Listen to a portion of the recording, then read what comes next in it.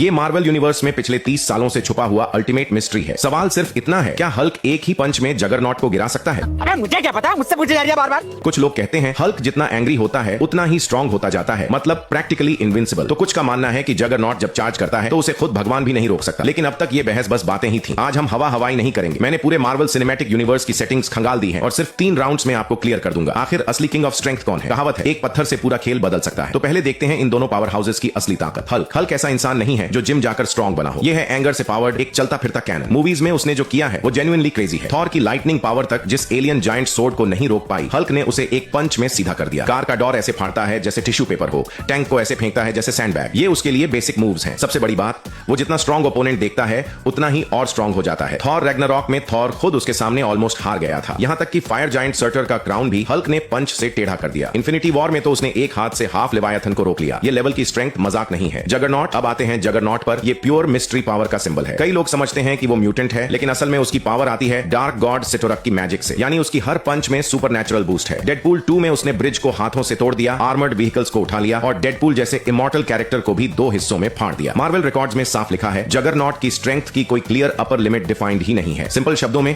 ये बंदा bottomless pit है। Round 1 result, Hulk wins by growth based power, लेकिन Juggernaut wins by magical strength. Score 1-1। Round 2 durability test. अब देखते हैं कौन ज्यादा डैमेज सह सकता है। हल्क की ड्यूरेबिलिटी लिटरली इंसेन है। नॉर्मल वेपन्स उसके लिए मस्कीटो बाइट जैसे हैं। टैंक शेल सीधा बॉडी पर लगे वो उठकर डस्ट झाड़ देता है। सकार अरीना में थॉर की लाइटनिंग झेलने के बाद भी वो बस आउच बोलकर वापस खड़ा हो जाता है। यूनिवर्स लेवल बीइंग्स भी उसे टेम्पररीली नॉकआउट तो कर सकते हैं, लेकिन तोड़ नहीं सकते। Fast healing plus extreme toughness बराबर टॉप टियर ड्यूरेबिलिटी। अब जगरनॉट की बारी। उसकी डिफेंस सिस्टम बिल्कुल अलग है। सिटोराक की पावर की वजह से फिजिकल अटैक्स लगभग यूजलेस हो जाते हैं। बुलेट्स, मिसाइल्स सब उसके लिए फायरवर्क्स हैं। पूरा म्यूटेंट स्क्वाड भी कई बार उसे स्क्रैच तक नहीं कर पाता। यहां तक कि वोल्वरीन की एडामांटियम क्लॉज भी उसकी स्किन नहीं काट पाए। और जब जगरनॉट चार्ज करता है तो कंक्रीट वॉल्स, बिल्डिंग्स, व्हीकल्स सब बटर की तरह टूटते हैं। खुद उसे कोई डैमेज नहीं होता। राउंड 2 रिजल्ट, दोनों का डिफेंस मैक्स्ड आउट है। स्कोर 2-2। फाइनल राउंड, स्किल्स और कॉम्बैट आईक्यू। अब बात रॉ पावर या डिफेंस की नहीं, अब सवाल है कौन बेहतर फाइटर है। जगरनॉट सिर्फ टैंक नहीं है, उसके पास सॉलिड कॉम्बैट एक्सपीरियंस भी है। कोलोसस और डेडपूल जैसे फाइटर्स उससे कई बार पिट चुके हैं। उसका सबसे खतरनाक वेपन है उसका अनस्टॉपेबल चार्ज। वो हमला नहीं करता, वो नेचुरल डिजास्टर बन जाता है। स्पीड लगभग 180 किलोमीटर प्रति घंटा तक जाती है। स्टेमिना इन्फिनिट है। फाइट जितनी लंबी हो वो उतना ही डेंजरस होता जाता है। उसका हेलमेट सिर्फ फिजिकल ही नहीं, साइकोटिक अटैक से भी प्रोटेक्ट करता है। बॉडी प्लस माइंड बराबर डबल फोर्ट्रेस। लेकिन प्रॉब्लम है उसकी इंटेलिजेंस। मूवीज में अक्सर वो स्मार्ट प्लानिंग की वजह से हार जाता है। अब हल्क के पीछे खड़ा है ब्रूस बैनर, एक वर्ल्ड क्लास साइंटिस्ट,